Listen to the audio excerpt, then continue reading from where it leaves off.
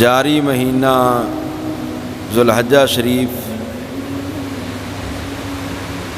اس کی 18 تاریخ کو حضرت سیدنا عثمان غنی رضی اللہ تعالی عنہ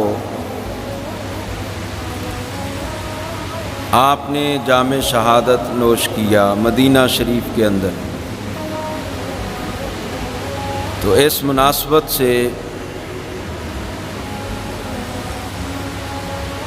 حضرت عثمان غنی رضی اللہ تعالی عنہ کی بارگاہ میں ہدیہ عقیدت پیش کرنے کے لیے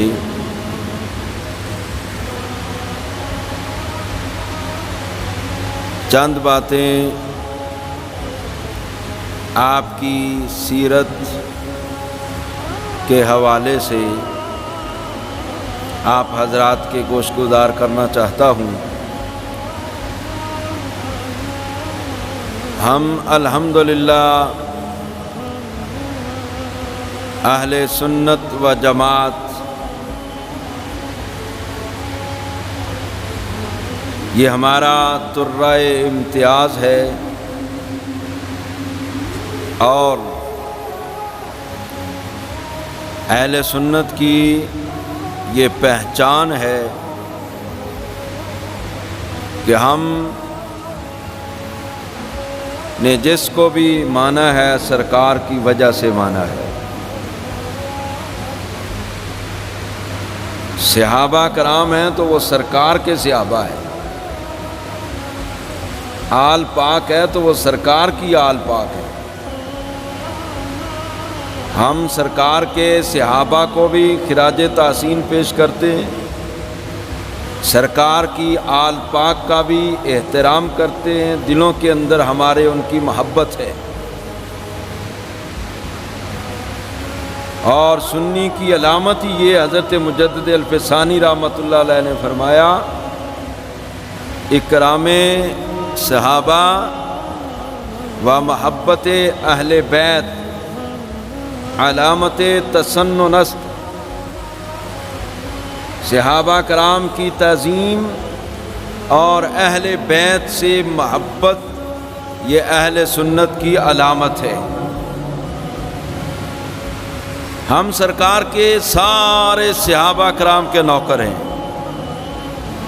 سرکار کی آل پاک کے نوکر ہیں، اس لیے اعلیٰ حضرت نے کہا کہ اہل سنت کا ہے بیڑا پار، اصحاب حضور نجم ہیں اور نو ہے اطرت رسول اللہ کی۔ علامہ اقبال نے بھی اسی طرح اشارہ کیا ایک موقع پر کہ خیرہ نہ کر سکا مجھے جلوہ دانش فرنگ، کیوں سرما ہے میری آنکھ کا خاک مدینہ و نجف۔ ہم تو سرکار کی ہر نسبت کا احترام کرنے والے ہیں، اور یہی طریقہ کار صحابہ کرام کا تھا۔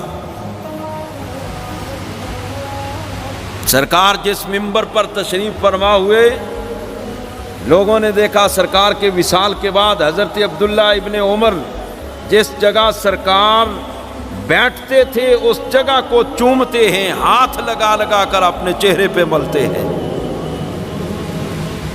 یہ صحابہ کرام کا ایک اپنا انداز تھا، اور یہی چیزیں اہل سنت و جماعت کو ملی ہیں ورثے میں۔ اب یہ کہیں نہیں لکھا ہوا، نہ قرآن میں نہ حدیث میں سرکار نے فرمایا ہے کہ میں حجامت بنواؤں اور میرے بال زمین پر نہیں گرنے چاہیے، نہ قرآن کی کوئی آیت ہے نہ حدیث ہے، نہ سرکار نے فرمایا ہے۔ لیکن صحابہ کرام نے، سرکار نے اگر حجامت بنوائی ہے تو صحابہ نے سرکار کے منہ مبارک زمین پر گرنے دیے ہی نہیں ہے۔ یہ نہ قرآن کی آیت ہے نہ حدیث ہے، یہ صحابہ کرام کا ذوق ہے، صحابہ کرام کی محبت ہے، یہ ان کی عقیدت ہے، یہ ان کا عشق ہے، یہ جنون ہے۔ یہی جنون اللہ پاک کو پسند آیا، اللہ پاک نے فرمایا ایمان ایسے لاؤ جیسے میرے محبوب کے غلام ایمان لائے ہیں۔ قرآن کی کسی آیت میں نہیں یہ بات لکھی ہوئی کہ میرا نبی لعاب دہن نکالے تو میرے محبوب کے غلاموں تم نے زمین پر نہیں گرنے دینا.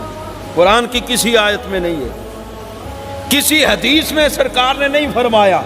لوگ بات کرتے ہیں بات بات پر یہ قرآن میں نہیں ہے، حدیث میں نہیں ہے، قرآن میں نہیں ہے، حدیث میں نہیں ہے. صحابہ کرام کے سے پوچھو نا کہ سرکار لعاب دہن نکالتے ہیں. صحابہ کرام وہ لعاب دہن زمین پر نہیں جانے دیتے، بلکہ کیا کرتے ہیں؟ اپنی ہتھیلیوں میں لیتے ہیں. فَدَلَكَ بِهَا وَجْهَهُ وَجِلْدَهُ. صحابہ اپنے چہروں پر ملتے ہیں اور اپنے جسموں پر مل لیتے ہیں. قرآن کی کسی آیت میں نہیں لکھا ہوا کہ اللہ کا نبی وضو کرے تو پانی زمین پر نہیں گرنے دینا. کسی حدیث میں سرکار نے نہیں فرمایا کہ میں وضو کروں تو پانی نیچے نہیں جانے دینا. لوگوں کا کچھ فتنہ پرور لوگوں نے دماغ خراب کر دیا ہے اور بڑے بڑے سمجھدار لوگ جناب پٹڑی سے نیچے اتار دیے ہیں اور لوگ سمجھتے ہیں ہم پڑھے لکھے ہوئے، حالانکہ وہ اپنے ایمان کی خیر منائیں. وہ بارگاہ سرکار کی بڑی اونچی بارگاہ ہے، وہاں تو بزرگ سانس لینے کو بھی بے ادبی شمار کرتے ہیں. اتنی بڑی بارگاہ ہے. ادب گاہست زیر آسماں از عرش نازک تر، نفس گم کردمی آیت جنید و با یزید اینجا. وہاں پر ایسے ایسے لوگ حاضری دی انہوں نے کہ سانس بھی روک لیے. جب تک سانس رکا رہا کھڑے رہے، جب مزید سانس نہ روک سکے واپس آ گئے. تو بارگاہ بہت بڑی ہے. آپ احادیث کا مطالعہ کریں. جناب جبریل سرکار کی بارگاہ میں آتے ہیں تو ہاتھ باندھ کے آتے ہیں. ایسی بارگاہ ہے. اجازت لے کر آتے ہیں. اسرائیل اجازت لے کر آتا ہے. فرشتوں کو بھی اجازت کے بغیر آنے کی اجازت نہیں، وہ بھی ادب سے آتے ہیں. پھر جو ایمان والا ہے وہ تو کہتا ہے کہ میں پلکوں سے اس در کا جھاڑو دوں تو پھر بھی میں ادب نہیں پورا کر سکتا. میں نے پہلے بھی ایک روایت عرض کی تھی حضرت مولا کائنات کے حوالے سے. سب سنابل کے اندر میل عبد الواحد بلگرامی نے یہ بات لکھی ہے کہ جب سرکار کا وصال ہو گیا، حضرت مولا کائنات نے اپنے دروازوں کی کنڈیاں جو لوہے کی تھیں وہ اتار کر کپڑے کی لگا لی، کہیں لوہے کی کنڈی کی آواز نہ نکلے اور میرے مصطفیٰ کی بارگاہ میں تکلیف نہ ہو. کپڑے کی کنڈیاں لگا لی لوہے کی اتار کر. یہ صحابہ کرام، ان کا ذوق، ان کا ایمان، وہ ہمارے ایمانوں کا سٹیٹس ہے. ایمان ایسا ہونا چاہیے. میاں صاحب نے جو بات بھی کی ہے نا، خدا کی قسم اس طرح تول کر ترازو میں رکھ کر بات کی ہے کہ قدر پھلاندہ گرج کی جانے مردے کھاون والی، قدر پھلاندہ بلبل جانے صاف دماغاں والی، تے قدر نبی دا ایک ہی جانن دنیا دار کمینے، قدر نبی دا جانن والے سو گئے وچ مدینے. حضرت ابو محذورہ سرکار کے ایک صحابی ہیں اور یہ مسجد حرام کے مؤذن تھے. سرکار نے ان کے پیشانی پر اس طرح ایک مرتبہ ہاتھ رکھا. جتنے بال پیشانی کے نیچے آئے نا، ساری عمر انہوں نے وہ بال نہیں کٹوائے. وہ اتنے لمبے ہو گئے کہ زمین پر لگتے تھے جب بیٹھتے تھے وضو کرنے کے لیے. لوگوں نے کہا اتنے لمبے بال ہو گئے، یہ کٹواتے کیوں نہیں ہو؟ انہوں نے کہا یہ میں نہیں کٹوا سکتا. کیوں؟ یہاں سرکار کے ہاتھ لگ گئے، ہم یہ میں بال کٹوا نہیں سکتا. یہ ادب ہے صحابہ کرام کا. بڑی بڑی جنگیں لڑی حضرت خالد بن ولید نے اور ہر میدان کے اندر فاتح رہے ہیں. وجہ کیا تھی؟ ان کی ٹوپی کے اندر سرکار کے منہ مبارک تھے. بات میں یہ جو عرض کر رہا تھا وہ یہ کہ ہم اہل سنت و جماعت وہی موقف لیے بیٹھے ہیں، وہی عقیدہ اور نظریہ لیے بیٹھے ہیں جو صحابہ کرام نظریہ رکھتے تھے. وہ بات پر دینا تم جناب یہ کرتے ہو وہ کرتے ہو. صحابہ کرام نے یہ کام کیے, صحابہ کرام نے جو کام کیے ہیں ہم سوچ بھی نہیں سکتے. سرکار نے پچنے لگوائے اور خون کا ایک پیالہ دیا حضرت عبداللہ بن زبیر کو, جاؤ کہیں دفن کر کے آؤ. یہ باہر گئے, جا کر سوچنا امام جلال الدین سیوطی نے بے شمار محدثین نے اس روایت کو لیا ہے کہ میں دفن کرتا ہوں, بے ادبی ہے کہ کسی جگہ پر رکھتا ہوں تو کہیں گر نہ جائے, بے ادبی ہو. تو ادب کیا ہے؟ کہتے ہیں انہوں نے پی لیا. سرکار کی بارگاہ میں حاضر ہوئے, سرکار نے پوچھ لیا, آتے حالے پوچھنے والی بات نہیں ہے, ٹھیک ہے ایک چیز ہے فالتو ہے اس کو ناپ تلف کر کے آ جاؤ. نہیں, سرکار نے پوچھا ان سے وہ پیالہ کدھر ہے خون کا. اب سرکار کی بارگاہ میں غلط بات کہہ نہیں سکتے, سیدھی سیدھی بات کہہ دی, آقا میں نے پی لیا. کیوں؟ میں نے کہا کہیں بے ادبی نہ ہو جائے. میں اچھا. سرکار خوش ہوئے. سرکار نے یہ نہیں فرمایا تو نے غلط کیا, بلکہ آپ خوش ہوئے. آپ نے ان کو جنت کی بشارت بھی دی اور دوزخ کے حرام ہونے کے بارے میں بھی بتایا کہ اس جسم پر دوزخ کی آگ بھی حرام ہو گئی ہے, اور پھر سرکار نے ان کو جرت اور بہادری کی بھی بشارت عطا فرمائی. اس سے بھی اگلی باتیں حضرت ام ایمن نے, یہ بھی حدیث پاک ہے, اور باقاعدہ طور پر اس حدیث کی صحت پر علامہ اشرف قادری مراڑیاں شریف والے انہوں نے ایک کتاب لکھی ہے حدیث شرب بول کے نام پر, کہ سرکار کا بول مبارک تک حضرت ام ایمن نے پی لیا تھا. اب بتاؤ کہاں جاؤ گے؟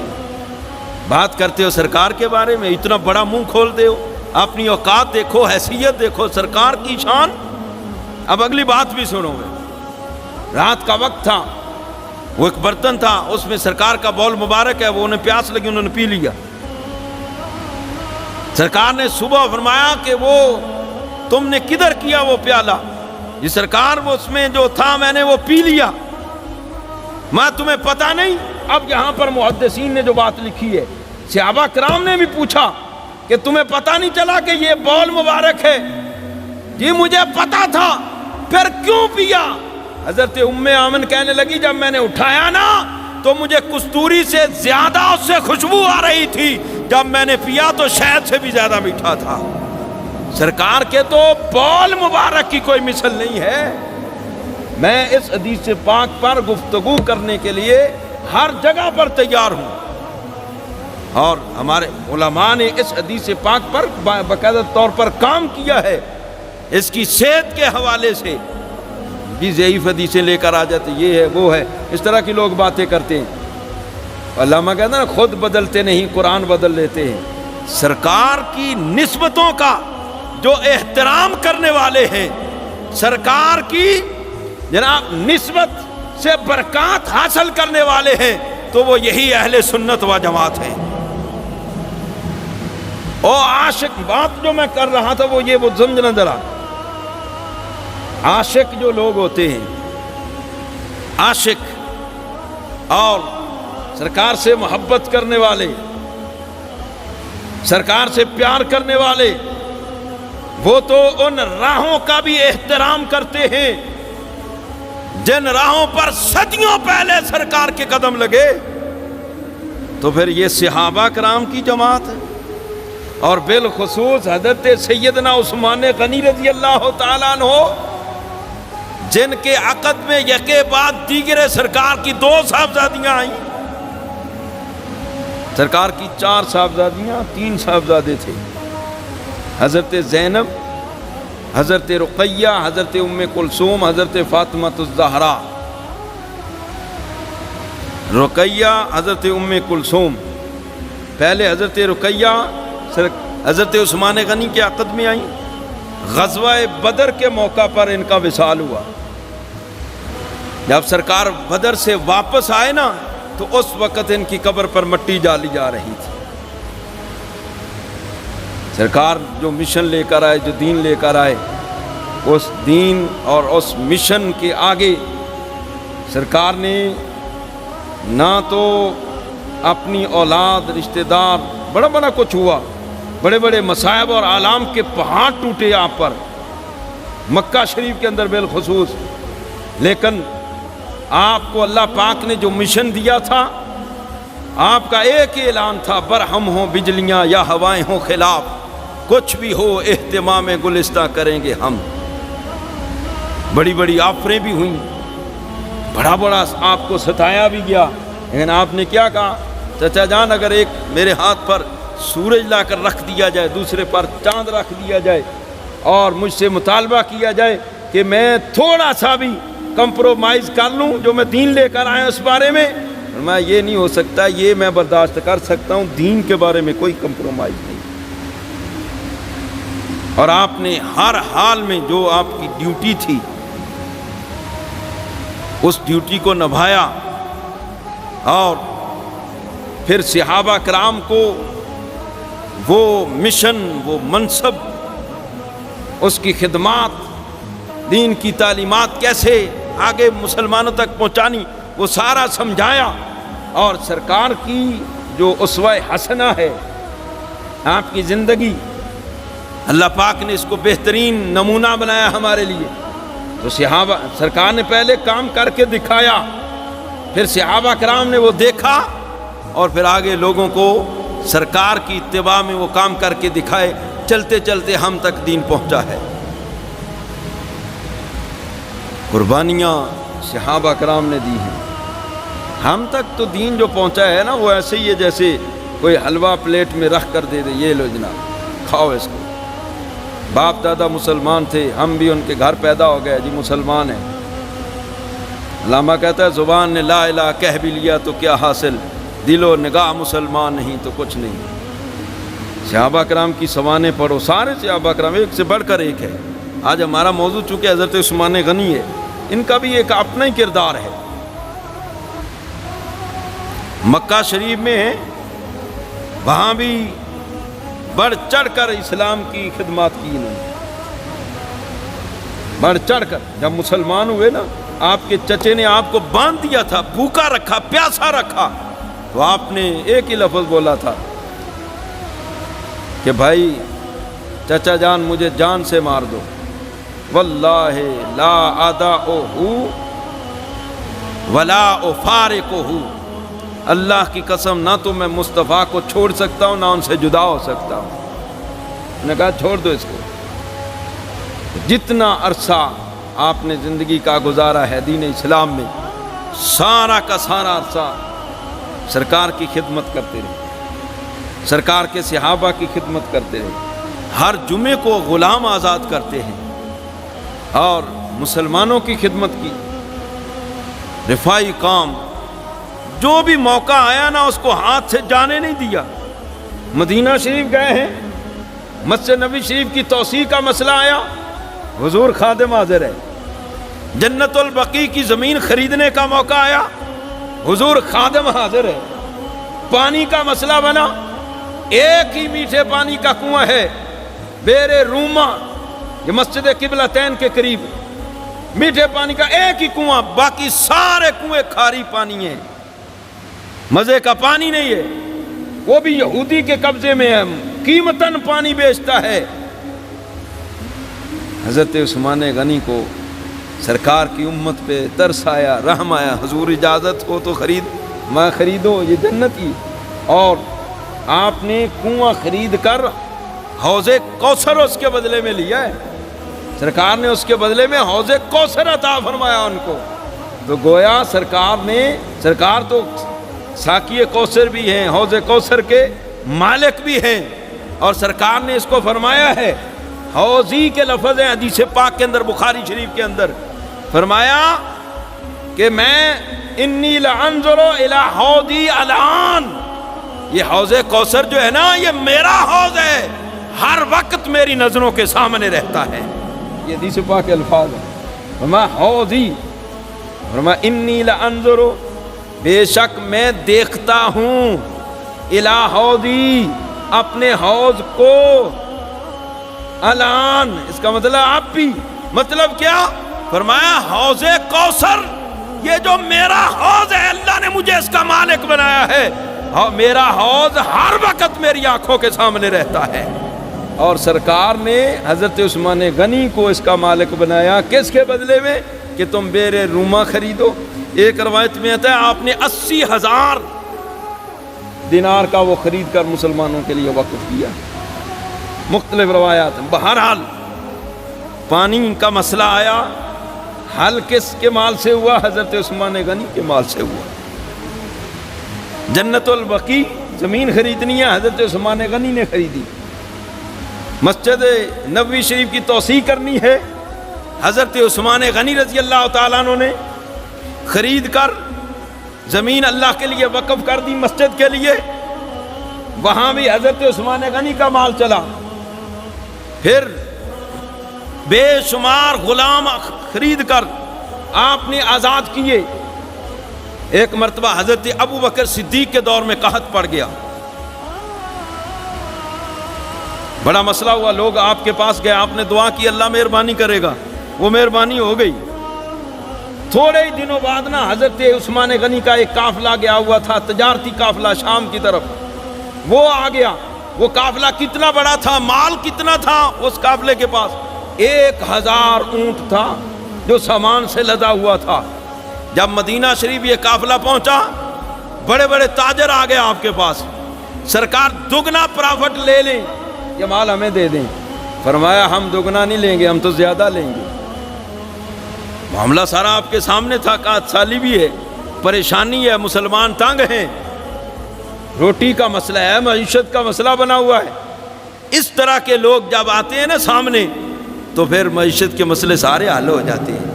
یہ دیکھو سرکار کی امت کا یہ ایک فرد، سرکار کا ایک غلام، کس طرح مدینہ شریف کے اندر انہوں نے معاشی بحران جو تھا اس کو دور کر دیا. یہاں لوگ جناب بڑا بڑا کچھ ہڑپ کر کے بیٹھے ہوئے، ذخیرہ اندوزی کر کے بیٹھے ہوئے، آپ بھی بیٹھے ہوئے ہیں کہ چیزیں مہنگی ہوں گی تو پھر بازار میں لائیں گے. یار ابھی ریٹ تھوڑا ہے، 100 روپیہ 200 ہونے دے. پھر جناب فخر سے کہتے ہیں 4 کاپیاں آئیں گی، 5 کاپیاں آئیں گی، 10 کاپیاں آئیں گی، یہ ہوگا وہ ہوگا. یہ سارا کچھ اس سے اللہ رسول نے منع کیا ہے. ذخیرہ ایسا سٹاک مال کا کرنا کہ جس کی بازار میں ضرورت ہو، مسلمانوں کو ضرورت ہو، اس کو ذخیرہ کر لینا یہ منع ہے، کبیرہ گناہ ہے. ہاں اگر بازار میں چیزیں جناب تناسب کے ساتھ اور روانی کے ساتھ مل رہی ہیں، کوئی پریشانی نہیں، بندہ گھر میں کوئی چیز زائد رکھ لیتا ہے، یہ ذخیرہ مثلا گندم ہے کسی کے پاس، اس نے گھر میں رکھی ہوئی ہے، ضرورت سے زائد بھی رکھی ہوئی ہے، بازار میں وہ برابر مل رہی ہے، کوئی پریشانی نہیں، یہ ذخیرہ اندوزی نہیں. ہاں ذخیرہ اندوزی کب ہے؟ جب بازار میں چیز مل نہیں رہی اور آپ گھر میں یا گودام بھر کر بیٹھے ہوئے ہیں، جب چیز زیادہ مہنگی ہوگی تو بازار میں دیں گے، یہ ذخیرہ اندوزی ہے. اس سے اللہ نے رسول نے منع کیا. یہ گناہ کبیرہ، امام ذہبی نے اس کو گناہ کبیرہ میں لکھا ہے. آپ کے پاس جب مال آیا، تاجر آ گئے، سرکار 2 گنا پرافٹ لے لو. ہم تو زیادہ لیں گے. اصل میں آپ کی نظر تو اور کام کر رہی تھی نا، اور کچھ دیکھ رہے تھے آپ. وہ آپ کیا کہنا چاہتے ہیں؟ توجہ سننے والی بات ہے. سرکار 3 گنا لے لیں. فرمایا نہیں، زیادہ گنا لوں گا پرافٹ. سرکار 4 گنا 5 گنا. فرمایا نہیں، ہم تو 10 گنا منافع لیں گے. وہ مایوس ہو کر چلے گئے. آپ نے فرمایا میں نے اس لیے 10 گنا کہا ہے کہ ہم 10 گنا منافع لیں گے، ہم نے بندوں سے نہیں لینا، ہم نے اس خدا سے لینا ہے جس نے کہا من جاء بالحسنۃ فلہ عشر امثالھا.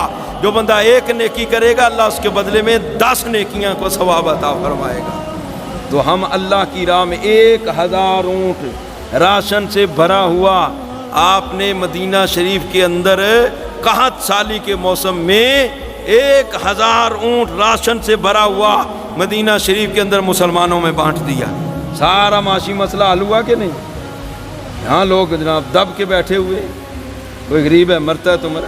یہ حضرت عثمان غنی رضی اللہ غزوہ تبوک کے موقع پر آپ کے بارے میں آتا ہے، ایک روایت میں 600 اونٹ سامان سے بھرا مجاہدین کے لیے دیا. ایک روایت میں آتا ہے 1000 اونٹ سامان سے بھرا ہوا دیا. ایک روایت میں آتا ہے 950 اونٹ سامان سے بھرے ہوئے اور 50 گھوڑے آپ نے دیے. ایک روایت میں آتا ہے 1000 دینار بھی دیا. اس وقت سرکار نے فرمایا تھا کہ اب اس کے بعد اگر عثمان سے کوئی خطا ہو بھی گئی، انہوں نے اتنی اسلام کی خدمت کر دی ہے، یہ اس کا کفارہ بن گئی ہے. پہلے یہ حضرت عثمان ہے. تو ان سرکار کو ان سے اتنا پیار ہے. ترمذی کی حدیث پاک ہے, ایک بندے کا جنازہ آیا, سرکار کو پتہ تھا یہ میرے عثمان کے بارے میں بک بک کرتا ہے, تو آپ نے اس کا جنازہ پڑھانے سے انکار فرما دیا تھا. اس لیے کوئی بندہ صحابہ کرام کا منکر ہے, بے ادب ہے, سرکار اس کا جنازہ نہیں پڑھا رہے, نہیں پڑھ رہے, تو ہمیں بھی سوچنا چاہیے. ہمیں جی رشتہ داری ہے, ہر جگہ رشتہ داری نہیں, ایمان بھی کوئی چیز ہوتی ہے. اللہ کریم عمل کی توفیق عطا فرمائے.